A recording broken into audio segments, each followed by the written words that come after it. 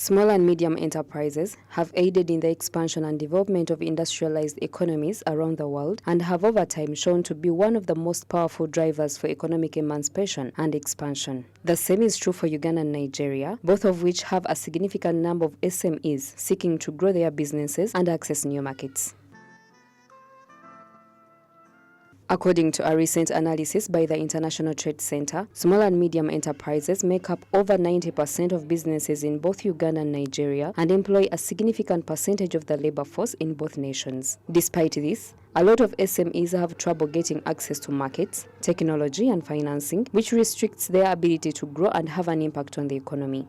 In light of Nigeria's large population, which provides a sizable market for Uganda exports, the amount of trade between Uganda and Nigeria is quite low, with Ugandan goods sold in Nigeria totaling to more than $4 million. The cost of finance is costly, but these are things we have raised even different for us, and we are working on them. It's a working process. It's an ongoing. Because you see, when you are borrowing the money, you are borrowing from somebody who's trying to make money, right? So, but I'm sure you've seen this several times, that whatever we had for us, we talk about the cost of doing business, particularly for the SMEs, which actually find that they die in their infancy due to the expense of finance. But it's a working process. Yep. Yeah.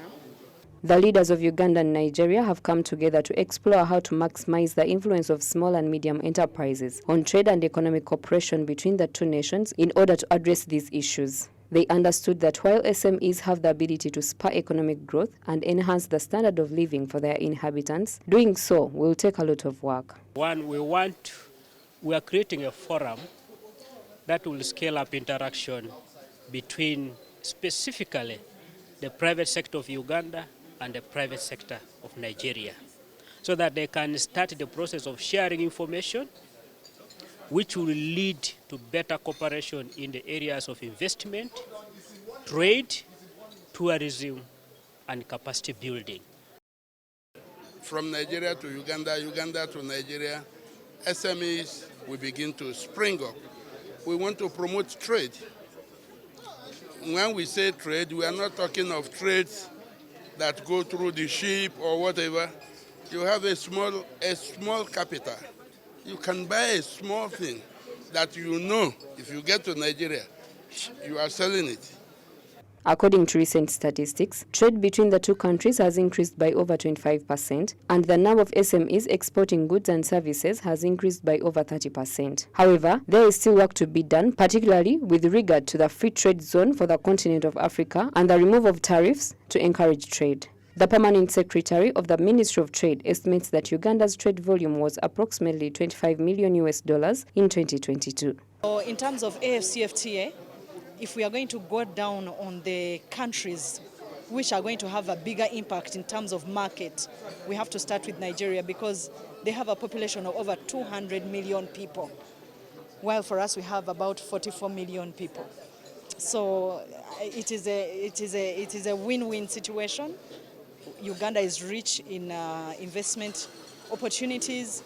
We have a lot of agro-processing opportunities, oil and gas opportunities, investment in almost everything, tourism. So I think if Nigeria comes on board fully, and as you know, they have accepted to give us a flight between Uganda and Nigeria, because initially we had to first fly out of Africa, then come back to Nigeria. But if we can ease that business by opening those trade routes, I think we are good to go. Optimizing the impact of SMEs on trade and economic cooperation between Uganda and Nigeria is crucial for driving economic growth and improving the livelihoods of their citizens. The joint efforts of both countries to support SMEs through initiatives such as financing, technology, transfer, business matchmaking, and facilitation are already yielding positive results and are expected to continue to do so in the future. Naomi Mutumba, Smart 24 TV, Business Today.